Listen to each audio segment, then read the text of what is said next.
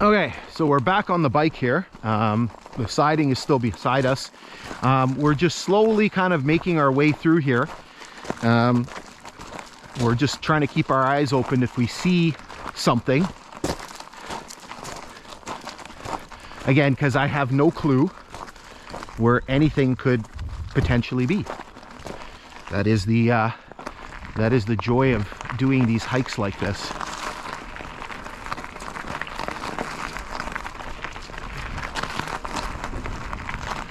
So here you can see all of the indentations, very well pronounced, of where the ties were.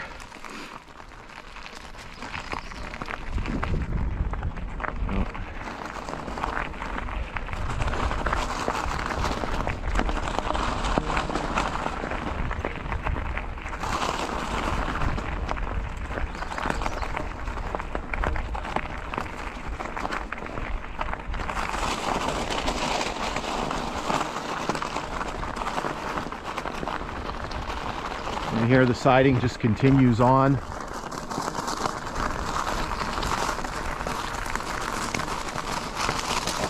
Oh, and then we got some wonderful, wonderful ballast.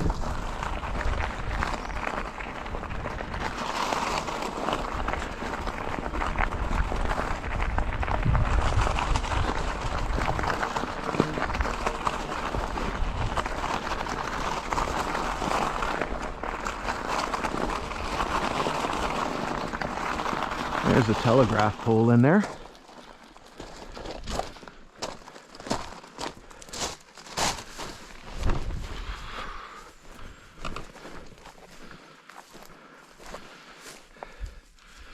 Yeah, just one broken Dominion 42. That's it. I think everything else is gone.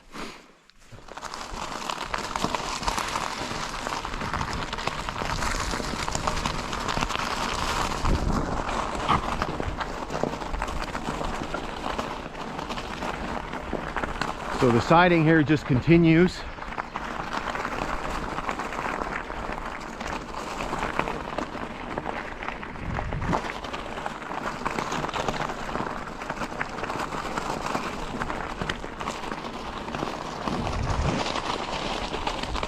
Oh, ballast is terrible. There's another telegraph pole in there.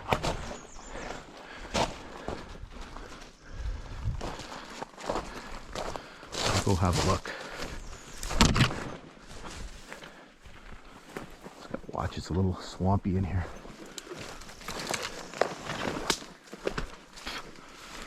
Yeah, just all Dominion 42s, just all clear stuff on there.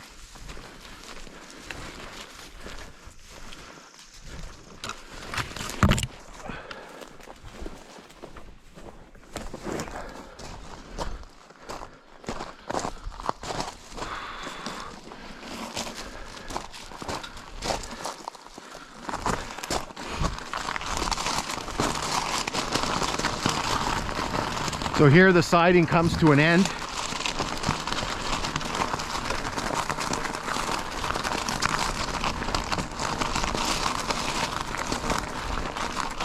There's another telegraph pole.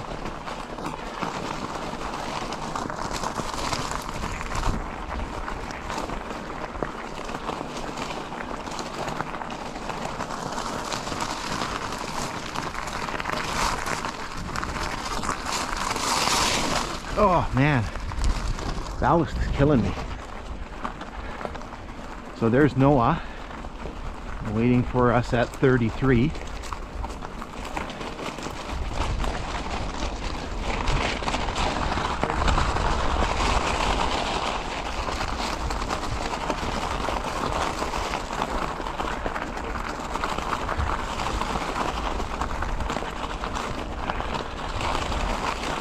And the milepost marker is still up. Oh, jeez. It's ridiculous.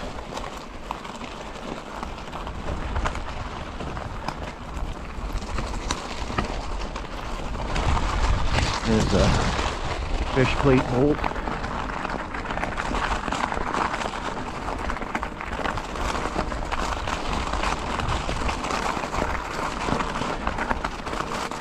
All right, so this is milepost 33. Again, so good to see it standing. So again, this is the mileage on the Kinghorn, and so for the original iteration of this line, so the Canadian Northern Railway Long Lake Subdivision, we have to add the 100.8, and so that mileage becomes 133.8. All right, this is we're gonna get going here, but this is interesting. I don't know if I can get over there.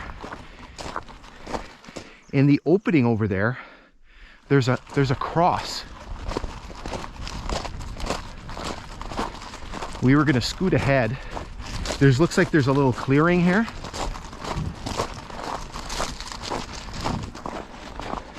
I don't know if I can get across there. It's all kind of wet and swampy. We'll see if there's a spot here where we can get across without getting wet.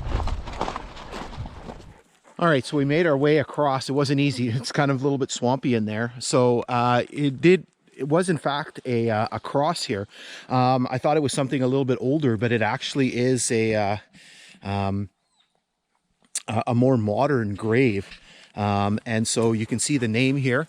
It says Angus Mishquat, 1935 to 2004. I'm guessing there was some significance to this individual being buried here. I think, and I'm going to flash this up on the screen, I think there was a collection of buildings here. Just judging by what I see here as I kind of walked around, you can see there's all kinds of debris. So probably at some point, the map is a 1950s map, so you can see that there's all kinds of buckets and cans. And so there may have been like a little sort of collection of buildings here, a little logging operation. You can see there's some metal here. And you can see there's kind of a bit of an open area here. So again, that might have been, you know, an individual that was somehow associated with this. Maybe he, you know, lived here as a child or worked here. You can see there's buckets. There's more stuff that's over there. Over here, you can actually make out kind of what looks like the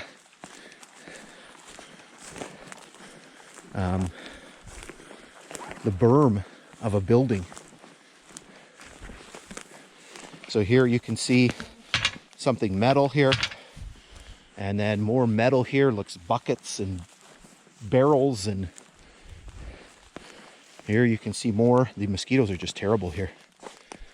I don't know what this thing is. And here, and then there's more buckets here. And so here, oh, Luna went all the way back up to the grade. So here, you can actually see, this looks like kind of the berm of a building here. I don't know, kind of looks like one. Right there. And then you can see buckets in here. And maybe this is a piece of a stove. Yeah, that looks like the inside part of a stove. So again, could have been used for some sort of logging operation. Again, kind of speaks a little bit sort of to the history of this area. And, you know, again, we kind of came in on the railway grade, but the only way to access this place, you know, during the, for example, the 1950s would have been to be able to come in here on the rail line. All right, let's finish this off to the ballast after exploring that little spot there.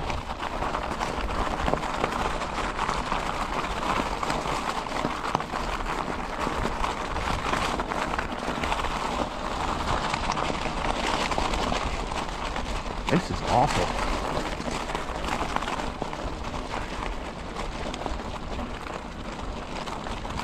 Well, the blue sky is going to come out. Up there is blue, like it was supposed to. Maybe it'll warm up a bit. I'm a little on the chilly side. There's a telegraph pole.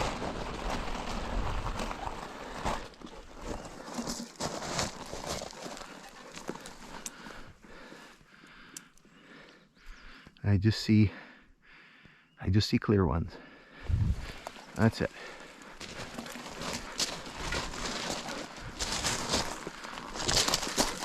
I can find my pedal here. All right. So we're coming up to the end of the hike here.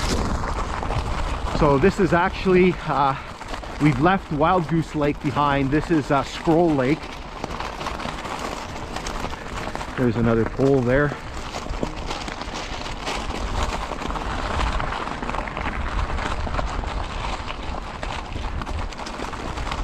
And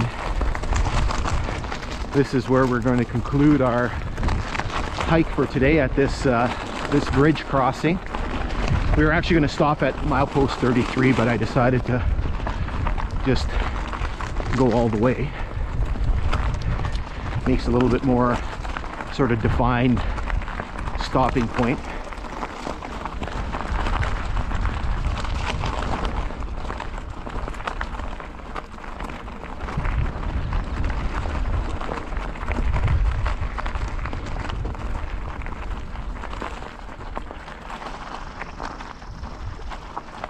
Wow. Well, we're going to be taking a look at this one when we come in the summer, but this one's a disaster too. This one is in bad shape. Like, you're not, we can get around with the bikes, but the bridge itself is not looking so hot. It's a pretty it's pretty bad here, and it's all kind of washed out on the other side as well. Okay, so hopefully you've enjoyed today's exploration and all the things that we've taken a look at.